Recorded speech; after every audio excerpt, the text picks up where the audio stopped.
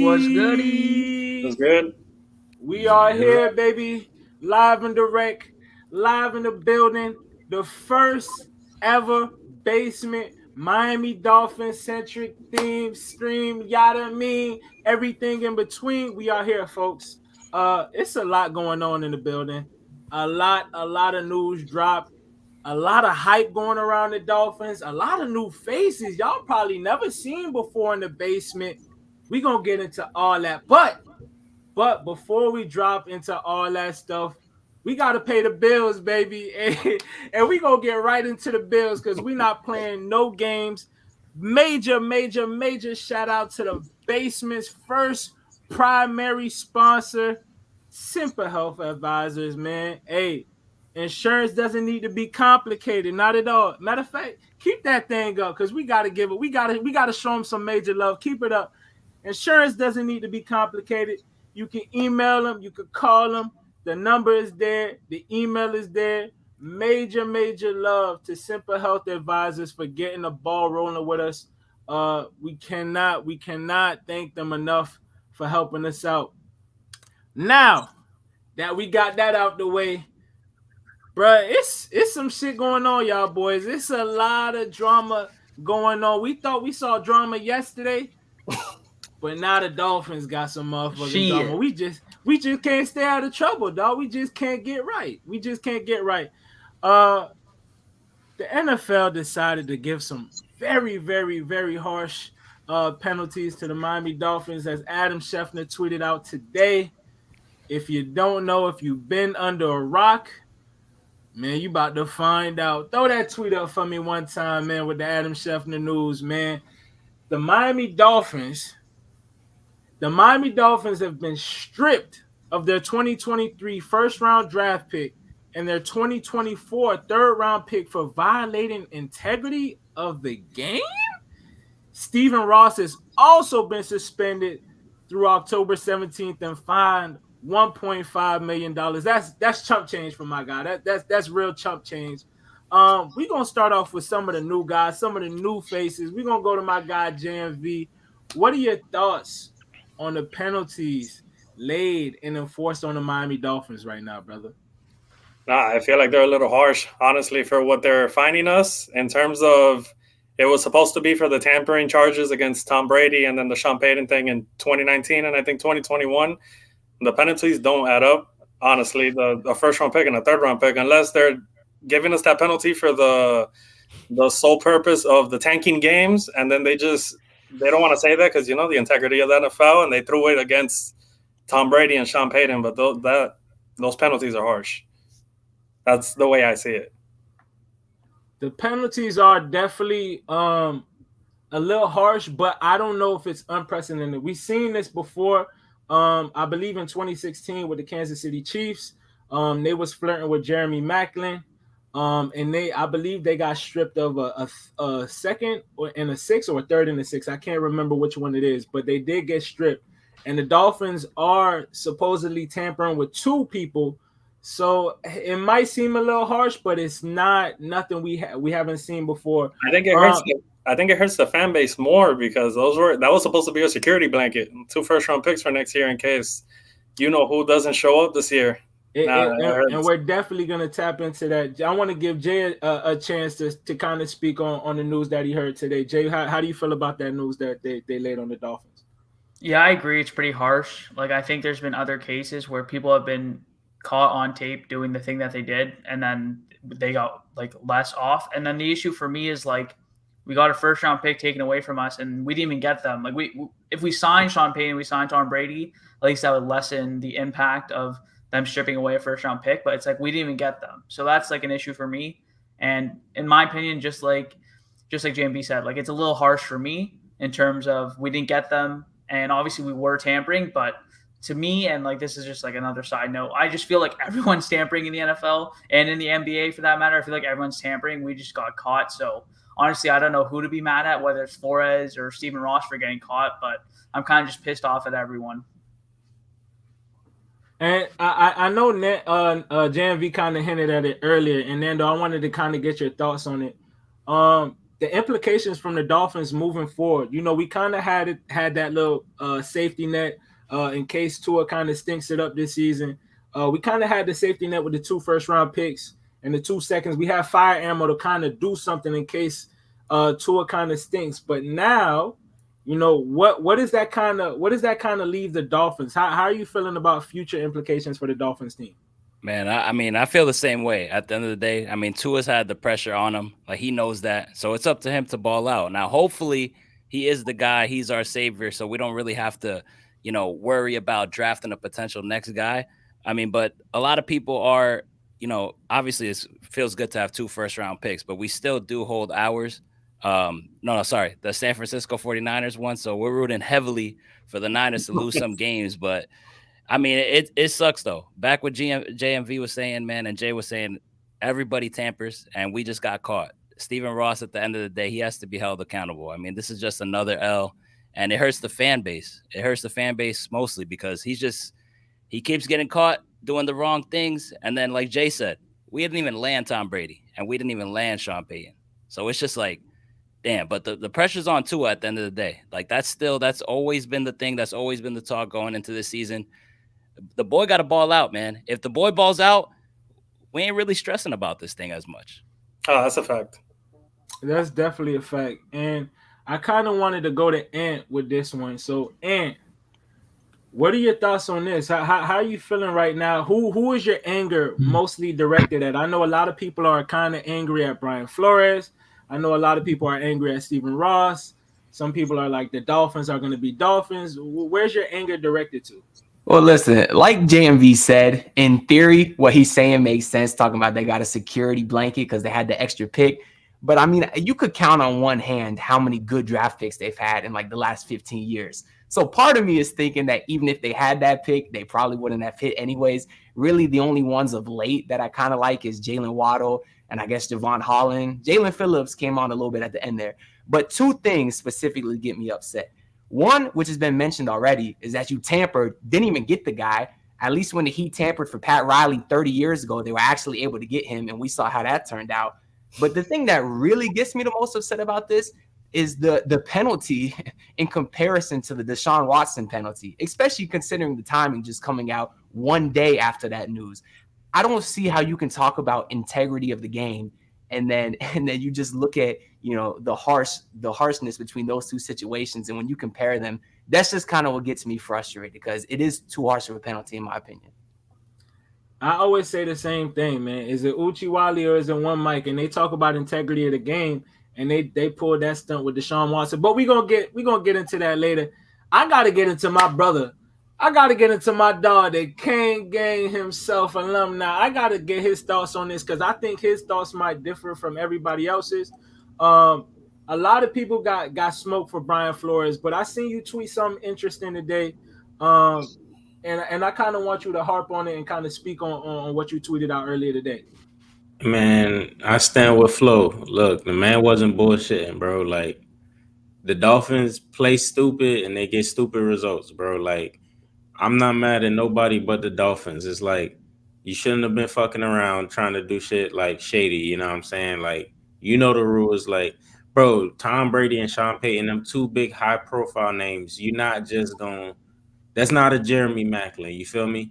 So it's like you're not just gonna skate like by like with that happening. And I think it kind of showed like the penalties are harsh because I think the NFL like they know what it is. Like I don't think Flores was lying anywhere around. Like because it's kind of hard to say like, oh, they was flirting with Tom Brady. That's funny. Never mentioned Jacoby Brissett. We done been through a lot with that boy, and it was only like 4 weeks. You don't like what you lying about half a story and sprinkling in some truth in about another half. Like the Dolphins, they're idiots. You know what I'm saying? The way that they do things, like they just find ways to fuck it up. Yeah, like you say, it was a safety net, and now that's gone. So we kind of got to pray on Trey Lance's downfall a little bit, just for one season, just in case. You know what I'm saying? But yeah, they get what they deserve. You know what I'm saying? Now it's pressure on the team to make it seem like make it not matter as much, because I don't care how we try to twist it. I don't care how good Tua is, like, unless like they go out there and win the Super Bowl come draft time, we gonna care the fact that we lost the first round pick. It's gonna hurt.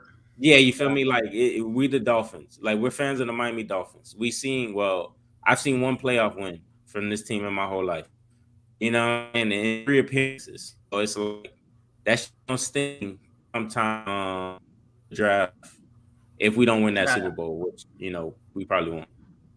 Now, I'm kind of glad you hinted at you know, the playoff appearances and all this, that, and the third.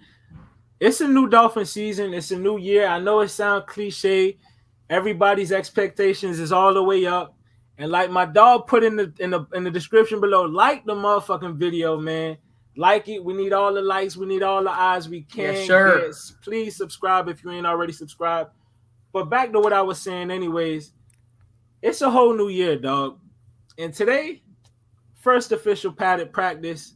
We seen some interesting tweets going out throughout the day about practice. I want to go right back to you, Kendall. I'm not sure if you caught any of the tweets that went on along practice today. Kind of give me your thoughts on how practice went for the Dolphins today. Yeah, I haven't caught a lot. I mean, I ain't gonna hold you. I've been working my ass off. I came home and I took a fucking nap. But I did see a couple things about, you know, the defensive line, you know, looking a little dominant against the offensive line. And I'm not sure if Armstead practiced today, if y'all can tell me that or not.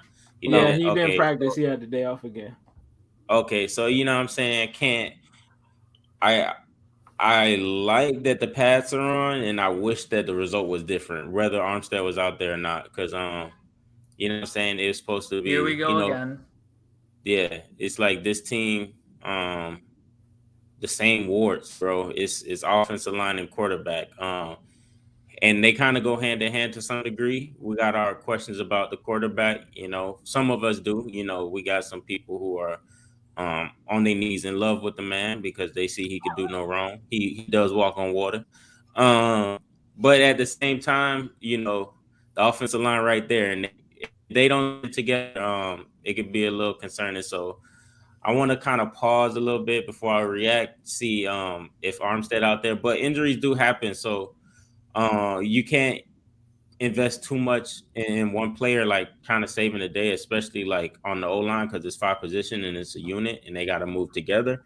And especially with the fact, you know, that this coaching staff, you know, they are like well-versed on O-line play. It's essential to the whole scheme working. So give them some time, but, you know, first day out, it just kind of feels reminiscent of last year, you know, so far. It was, big plays and, you know, looking at the offense eating, and then, okay, pads get on, and it's like, what it is, tone, pads get on, and then it's like, So let's see. I hope they turn it around, especially once they get out there. Hopefully things look a little different. Now, I don't want to dig too deep into the first practice since none of us were there. I kind of want to dig into kind of the overall theme of the whole training camp, the way it's been going for the Dolphins. And I'm going to go right to you. I'm going to just ask everybody this general question. Stock up and stock down. Just keep it 100. Whose stock is looking up for you and whose stock is looking down? Man, I'm glad you ain't want to get too much into practice because I don't care, bro. It's your offense going against your defense. So how am I supposed to feel good either way? You know, plus Noah Igbenogany's out there half the time. I could catch a pass on him. He's a bum. Don DeMarco. So, that's what I'm saying, bro. I'm saying. I know Juan heard that somewhere, and that hurt him. So I don't care about practice, man. And I low key, Kendall, I don't want to let that Tua slander slide either. But I'm sure we're gonna get into that later. So I'm not gonna run it up now. But I do like Brian Flores though too. I do stand with Flo. He should not have been fired after back-to-back winning seasons, especially since he was speaking facts and all that shit he was saying turned out to be true anyways. So I 100% stand with Flo anyways. But if we talking stock up, I'm just gonna say Tyreek Hill just because he got me the most hype as a Dolphins fan that I've been in a long time. Especially when he's coming out, we saw him do the flip and kind of pump the crowd up. He looks exciting, man. And just to have that kind of dynamic weapon next to Jaylen Waddle, I'm hyped for that, man. I got all the stock in Tyreek Hill this year. it wouldn't be the basement if you ain't talk about whose stock is down. We got to keep it 1,000 out. You know what I'm saying? Since you ain't throw your stock down, I'm going to throw one in there for you. Mike Gesicki, can anybody find that guy for me, please? Because I have barely heard that guy's name. He has been blocking and not catching. I mean, he's known for one and not known for the other. I don't know what's about to go on. He's got a contract coming up. You know what I mean? He didn't really get the bag like how we thought he would. He got franchise tagged, and it's kind of looking quiet for the guy. I'm gonna keep it 100 with you, Nando. I'm gonna go to you. Whose stock is up and whose stock is down for you in training camp right now? Man, for me, I mean, I'll start with the bad news. So stock down, got to be Nick Needham, man. I'm hearing that man is getting roasted, getting toasted, you name it, and that's a damn problem. All right, we already got issues like to see if it's gonna Byron Jones, he gonna be healthy? Is he not gonna be healthy? We know X can get injured at any point in time. We need depth from the DB position, and Nick Needham, he's supposed to be the superstar guy. That's what Brian Flores called him, and the man ain't showed up. The man's getting burnt. Everybody's getting burnt from the DB side. Like the offense is just killing the defense all practice. So that's a concern to me. Nick Needham got to be better, dog. And as far as stock up, I'm going with my guy, Jaylen Waddle, man. I mean, Jaylen Waddle has me so damn excited going into year 2. He already shown how great he was in his rookie season. I mean, everybody knew that man was getting the ball, and he still was able to turn up and catch passes. So breaking records, you name it. Now he got Cheetah with him. I mean, what better mentor than Cheetah, right? A champion, Pro Bowl all 6 years in his career. Yo, Jaylen Waddle is going to take off this year, and Tyreek Hill is going to be a big, big reason of that. Now, I'm going to jump right to you, Jay. I need to know, who are you fucking with this season? Who you standing? And who we packing up early in this training camp? Who we packing, bro? Let me know now. Speaking of packing up, I figured I would use this as my stock down just so we can hit on the news. Adam Butler was released. He failed his medical, so we packed his ass up. We got $4.1 million for that, so that's who I'll use on my stock down. So if you didn't know, Adam Butler is no longer on the team as of right now. And then for my stock up, I'm going to give you 2 players just because I want to hit on one really quickly. Jaelan Phillips has obviously been going crazy. If you've been in the Dolphins community, you've seen that he seems to be breaking out a little bit and is on the verge of having a breakout season. So that's something I want to see. And heading off of 305 Sports Vibes, point for the cornerback. Speaking of Nick Needham not playing that well, a guy who is fighting for that 4th cornerback spot because Igbo's so dog shit is Trill Williams. He's been going crazy. It seems like in practice, it seems like every practice, whether there's pads on, whether there's fans there, he's just been balling out. So hoping that Trill Williams can take that spot, as he has been, honestly, he's been pretty good all camp. So hopefully he can take up that 4th cornerback spot because clearly Igbenogany isn't. Man, hey, Nick Needham, I done heard his name twice now. I'm feeling kind of shaky about Nick Needham. I seen Omar tweet about the cornerback depth, and he was kind of concerned about it. I don't know, dog. It's looking a little funny now. You're going for 3 now because that's my stock down as well. Ooh, go ahead and get into it, my brother JMV. Get into it. Yeah, no, Nick Needham is definitely the stock down. And when you came into the season, we got, I think, 5 cornerbacks that are fighting for a spot and then a few undrafted guys. So the depth is shaky as it is. And Nick Needham is getting – Tua is just playing pick a bitch out there. And everywhere that Nick Needham is at, he's throwing right at him. And through the first 4 or 5 days of training camp. So, yeah, he's my stock down right now. And in terms of stock up, Jaelan Phillips and Christian Wilkins. Jaelan Phillips is everywhere around the edge. And Christian Wilkins has been a force in the interior the first 5 days of training camp. And the first day of pads, he was lighting it up. Those are my 2 stocks up and 1 stock down. I definitely like those names that you threw out there. I got to go to my brother, my one and only. I know you don't do too much of the training camp talk and too much of the practice talk, but we got to discuss it either way, dog. And we seen shit live. Now we was talking a little after the first training camp. How you feeling, man? Stock up and stock down. Talk to me, my brother. Stock up. I would go Chase Edmonds. I saw yes, sir. Chase Edmonds. He got a nice couple runs from the practice that we all went to, and also in that practice, he got out on a wheel route on from out of the backfield on Jevon Holland. Actually, kind of had him fooled. And Tua just missed him because he had a free blitzer in his face. But I'm stock up on Chase Edmonds, and honestly, like the whole running back room, I just feel good about it. Like I like the fact that we got some guys like that we've seen produce, and they didn't go the route of trying to build some people up. They took that route last year as a franchise, and it didn't work out at all. So they went the veteran route that guys who've actually performed. And then stock down, if I had to go stock down, I'm gonna go stock down to the man, the myth, the legend, the guy who's worn 4 numbers in the league and has never scored a touchdown. And it's kind of nasty that he's on this roster still to this day. Lynn Bowden Jr. Get him up out of here. I see his name from time to time, and I'm just really tired of seeing it. Like it was cute, you know what I'm saying, for a couple of weeks. But it was more out of necessity. It wasn't because he had the talent at that point, and he doesn't have it now. Let's free up some space, get him up out of here. Start getting that guy Braylon Sanders some reps, because I've seen Braylon Sanders actually play at Ole Miss, and the boy's made some plays. He makes you turn his head, and he's younger. So yeah, I'm stocked down on Lynn Bowden because I don't see no way that he's on this team, and I want to see not only Braylon Sanders get some run, also the rookie that they pick. I don't know. Ariel, yeah, you know what I'm saying? I want to see him get out there, because it's just like we already know what they are, you know what I'm saying? Like same thing with guys like Myles Gaskin with the running back room. So it's like get my man Lynn up out of there, because it ain't happening, cause not here at least. I'm kind of glad you brought up Lynn Bowden and that wide receiver room, bruh. It's a lot of chickens in that hand right now in that wide receiver room, and we seeing some dudes are not happy in that wide receiver room. You see Preston Williams throwing a little hissy fit right now. Jay, kind of give me your thoughts on that wide receiver room. Who you got in, who you got out.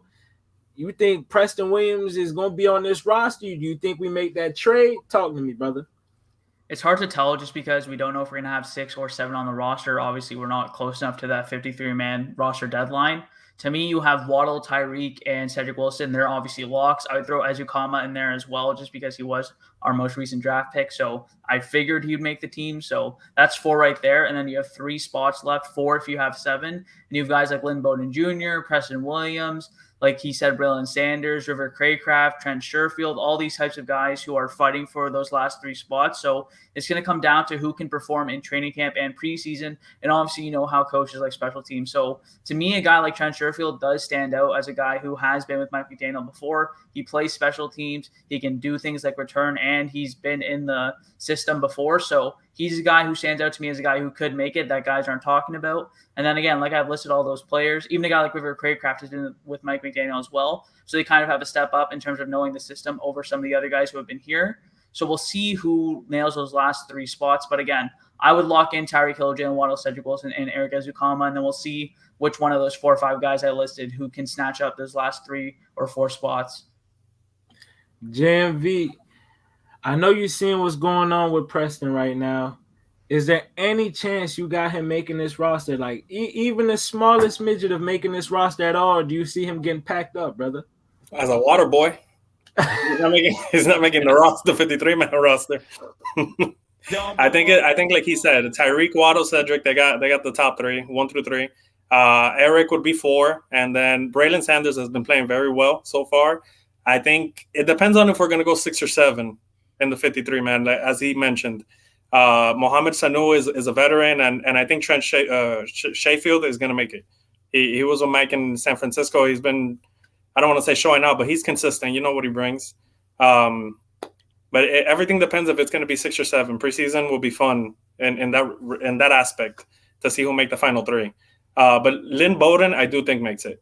Personally, I do think he makes it. Lynn Bowden is tough because, like my dog Kendale say, he been riding to a coattail to kind of get on these rosters. For sure.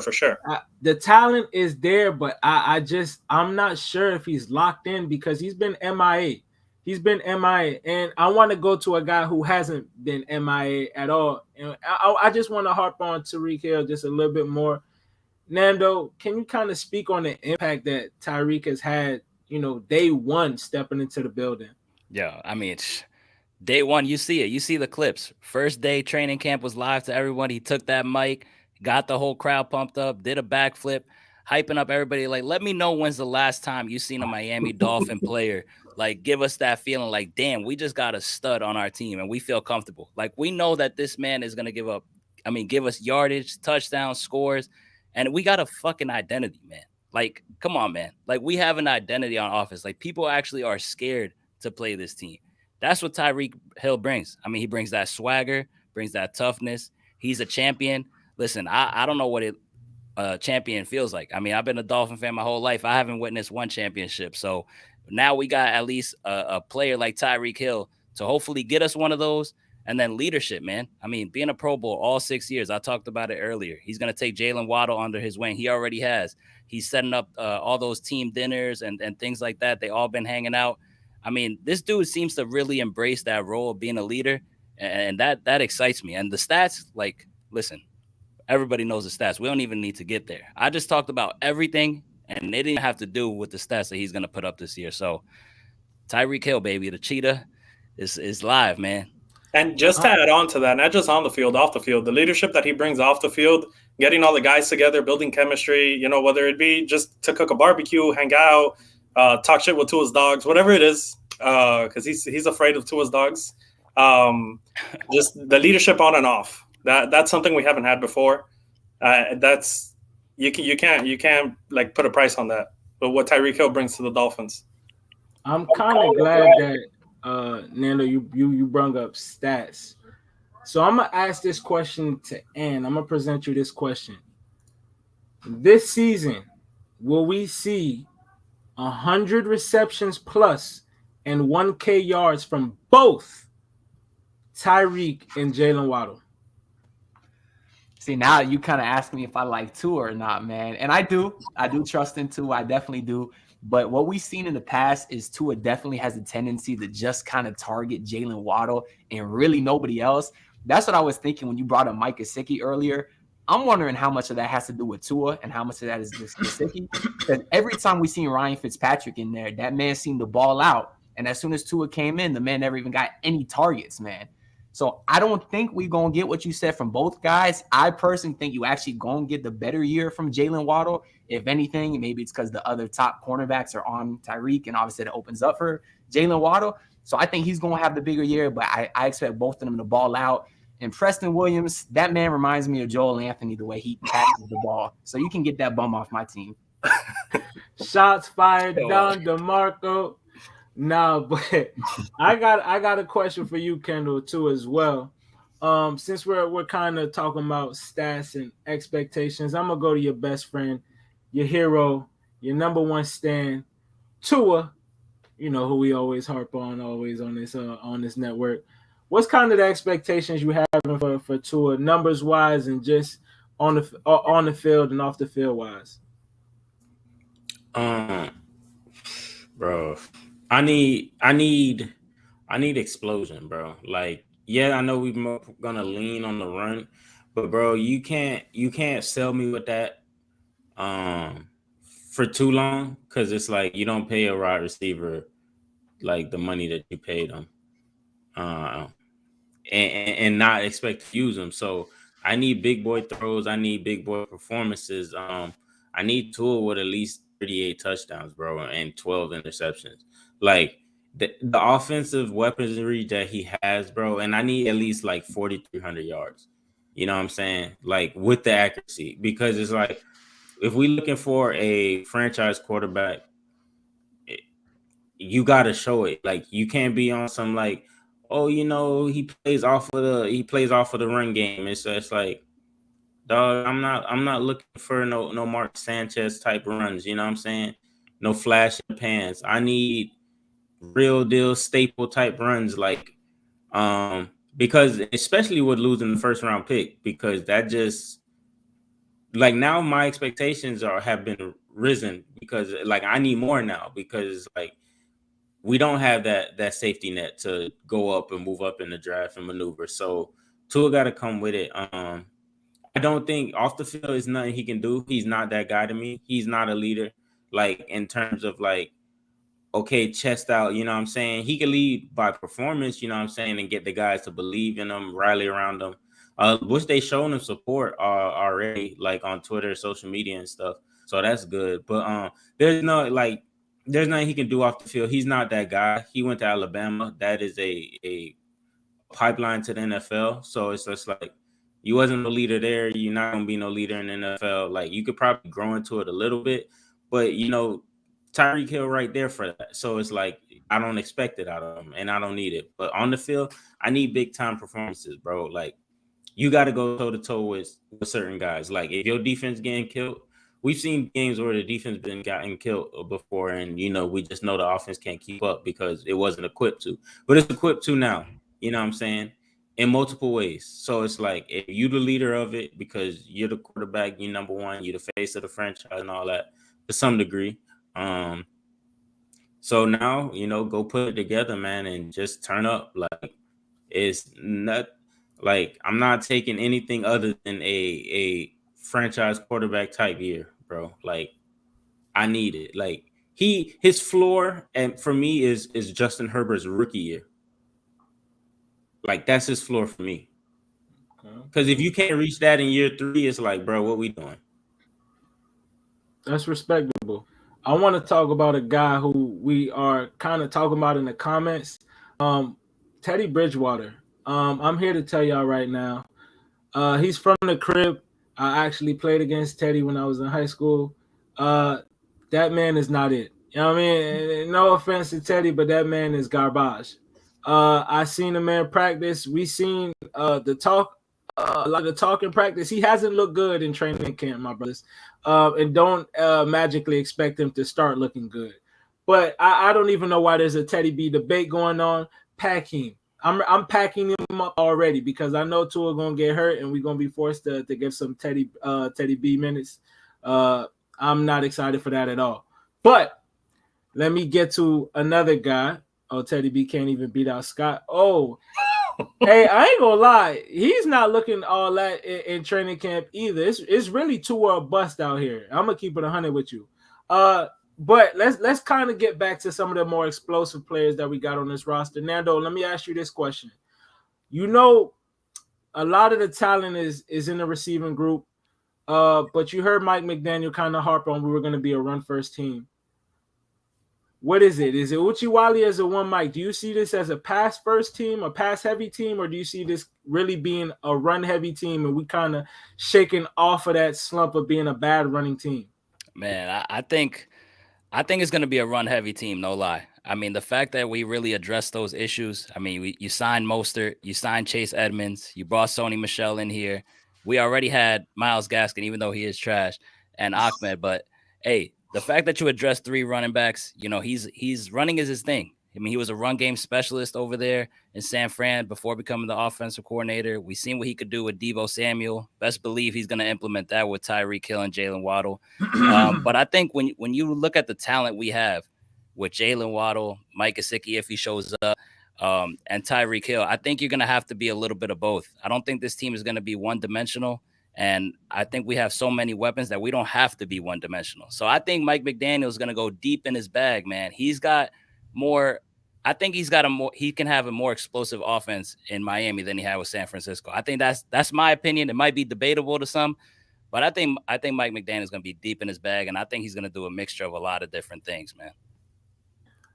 It's one running back. I'm really, really, really high on. I'm harping for him. I'm really rooting for him. And I want to throw this to you, JMV. Raheem Mostert. He dropped the pass earlier today. He's just coming back.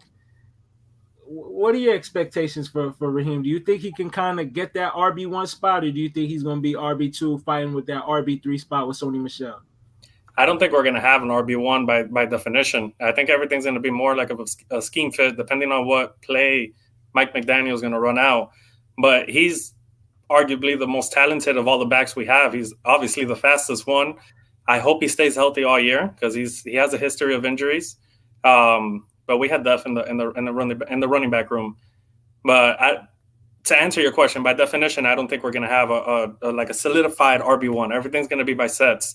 And I do think, as he said, we're not going to be one-dimensional. We're going to be very balanced, but I think we're going to lean a little more. At the end of the game, when you break down the stats, I think we're going to pass a little bit more than we ran, because the run game is going to open up the play action and the RPOs, which Tua's phenomenal at, in the RPO without the R in the past, and now he's going to have that. The thing with Raheem, he can't stay healthy. Yes. But lucky for the basement, we got Simple Health Insurance, man. So if that guy is not healthy, we got the plug for him right here. Shout out to the primary sponsor of the Basement Sports one more time. Simple Health Advisors. Insurance doesn't need to be complicated, folks. It doesn't have to be complicated, Raheem. We got James Poe right there. You see the phone number, you see the email, get in contact with him ASAP, my brother. If you want to be healthy, you know what I'm saying? We got the plug. Tap in with us, my brother. Tap in, please. Please. But now that we got that out the way, I got to go back to my man. Oh, we got a motherfucking go in. What the hell? Jersey, does this brother have flu game? Say it ain't so. We need to put him back in timeout. That is disgusting. Have some self-respect for yourself, Kai. I don't know what's going on, brother. Kai, kind of give me your thoughts on everything you kind of heard us talking about, the whole penalties that we received, some of your expectations for the guys throughout the year as well. Hey, man, hold on, Kai, before you go. He came through the show just like that 08 roster from Kendale. That boy killer right there. He's an Urban Meyer product. Go ahead. So, as the chat knows, your boy come down with a little bit of a stomach bug today. Don't know what the hell happened. I'm gonna blame Chipotle because that's what I ate yesterday, so it's just gonna be their fault for that. But I was hearing a little bit and wanted to come in just a little bit just because I was on my computer watching the stream. The one thing that I think wasn't mentioned as someone who was a quote unquote winner of all the stuff that happened, at least today, is 100% Tua. At least with the trade being the first round pick being taken away, because like, let's be real, this roster wasn't going to get filled with a rookie quarterback next year if Tua didn't succeed. You're putting those two first to go after somebody else. Maybe Lamar Jackson, just you bring him back to Florida, plays for the Miami Dolphins, could be whatever. But we weren't bringing in a rookie quarterback. So you have to think that with this, at least gives him maybe another year?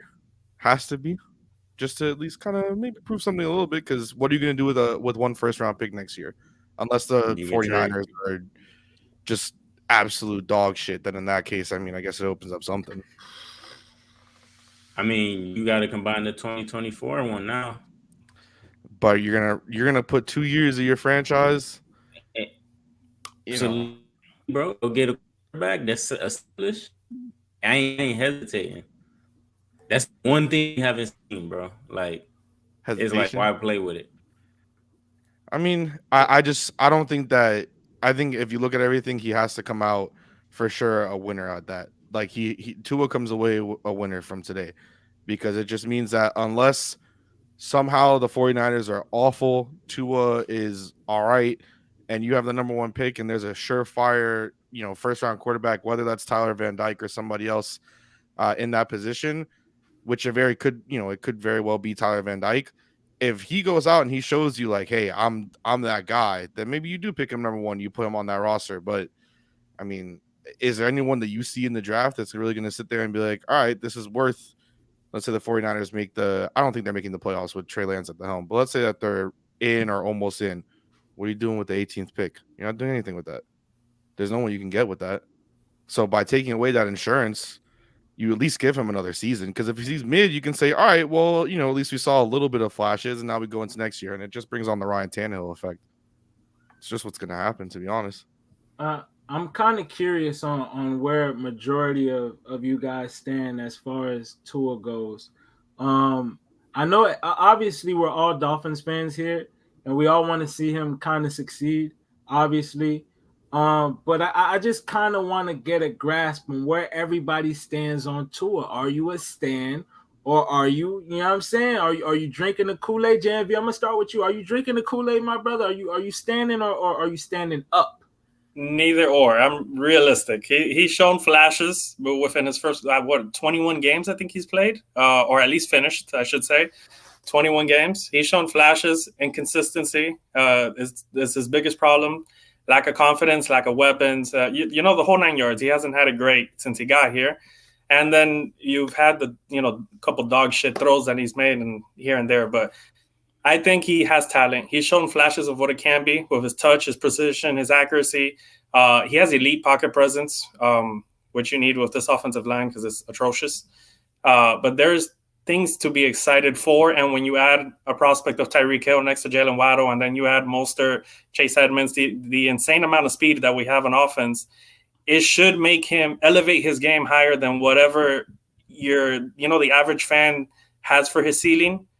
All the weapons he has should elevate it even more. So I think we'll be successful with him. I think he'll have a successful season. Just like Kendale said, I do think he needs 4,300 yards, over 30 touchdowns.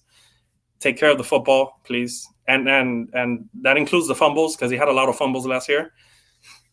But I don't want to say excited. I'm optimistic for him this year. But I do still have a slither of hope for him. That he's the franchise guy. I'm definitely curious, Nando, as far as where you stand on the whole Tua thing. Do you agree that he has, like Kai said, he has now an extra year now that this news kind of broke? Do you still feel like this is a make or break season for Tua?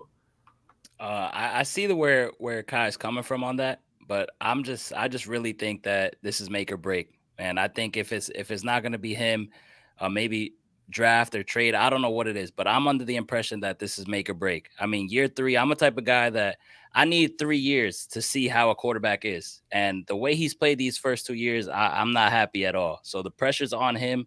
After what he pulled off in Tennessee last year, I mean, that got me through the roof. So you hear the fan base make excuses, right? No O-line. All right, we got you Teron Armstead. We got you Connor Williams. I mean, not the best offensive line, but it's better. Then what else they say? All right, lack of run game. All right, we got you Mostert. We got you Edmonds. What else? What else are they complaining? Lack of weapons. All right, here's Tyreek Hill. What else they say, right? There's more. Remember, this fan base babysits Tua. What else? The coach not supporting him. All right, we get you a new head coach. Listen, we broke our backs to basically get you everything you want and need. That's all in play for you, my guy. So by now, if you don't show me something, Hakeem, man. I mean, you got to be at least top 10 in the league as far as passing yards go. So I believe in Tua, though. I'm optimistic. I think he's gonna do big things, basically because of what we surrounded him with. But it's on him. But to me, I think it's still make or break, bro.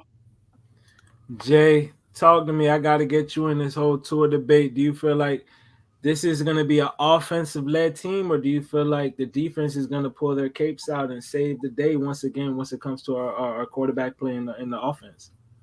I still think the defense is going to be holding it down for sure, just because they have been tops of the league for the last 2 years. And I think it will take a little bit for this offense to get going, whether they have a hot start or not, just over the course of the year, just because it is a new offensive head coach. So that's something to keep in mind.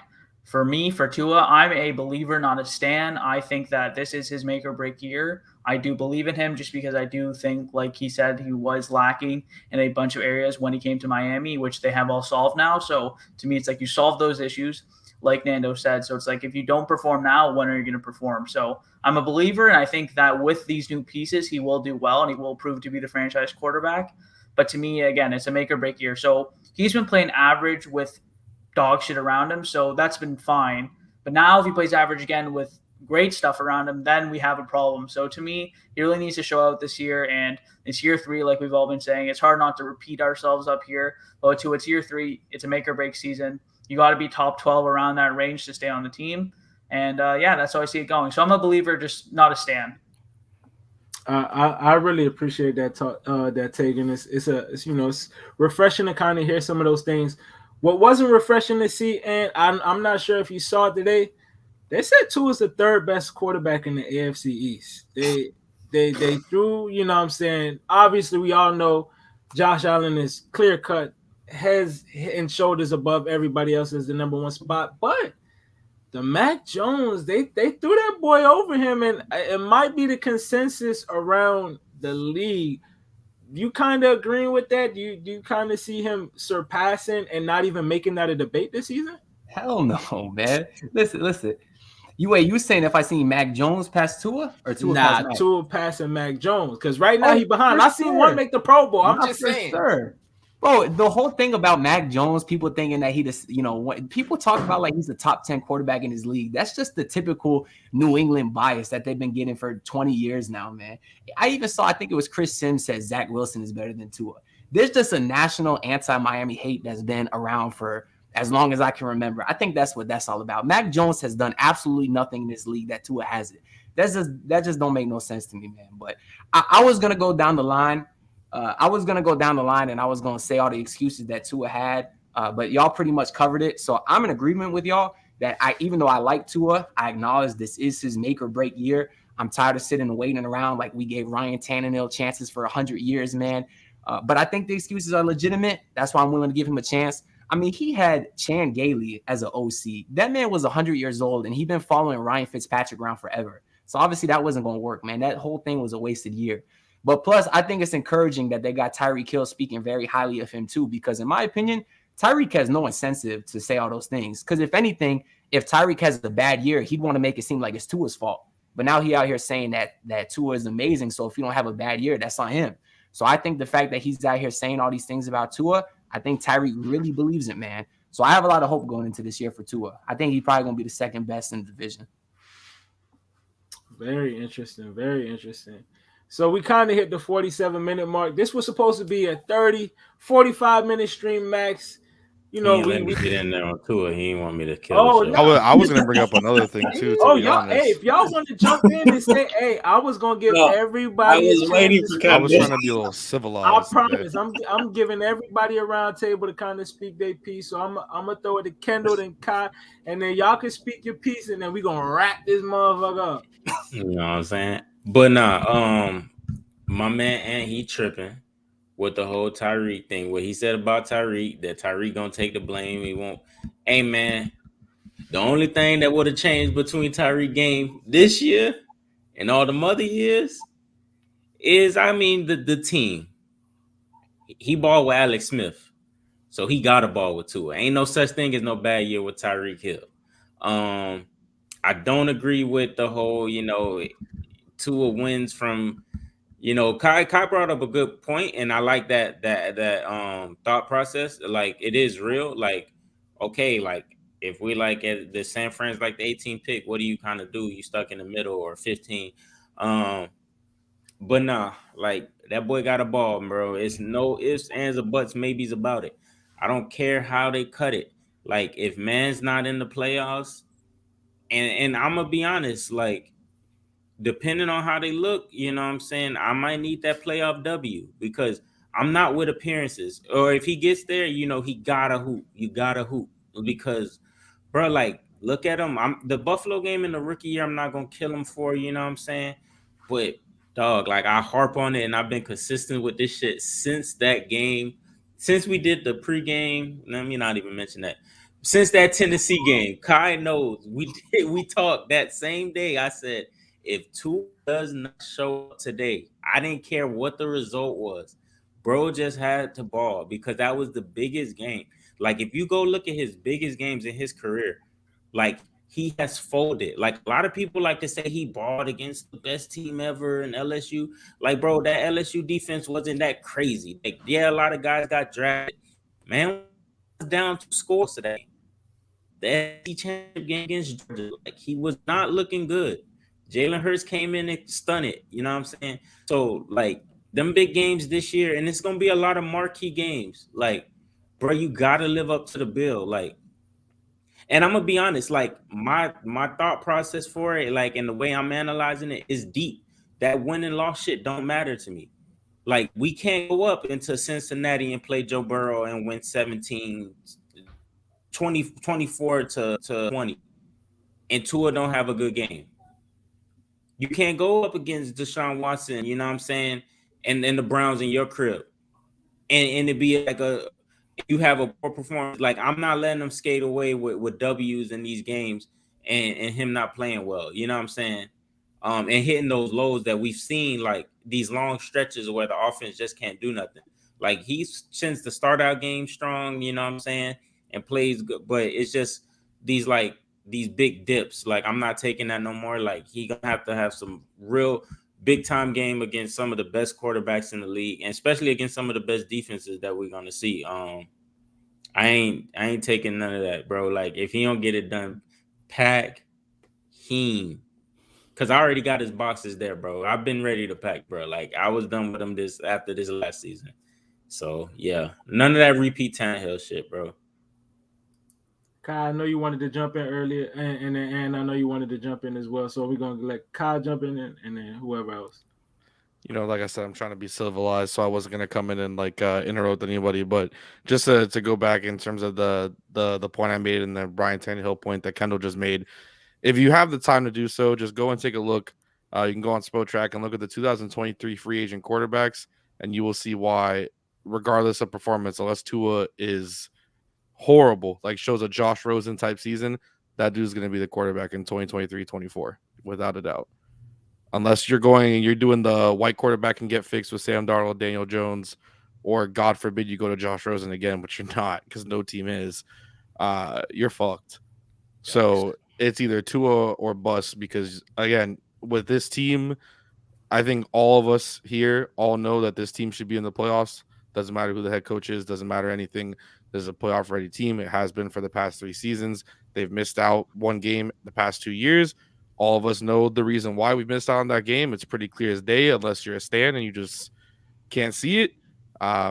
He's going to be the quarterback for this year and most likely next year.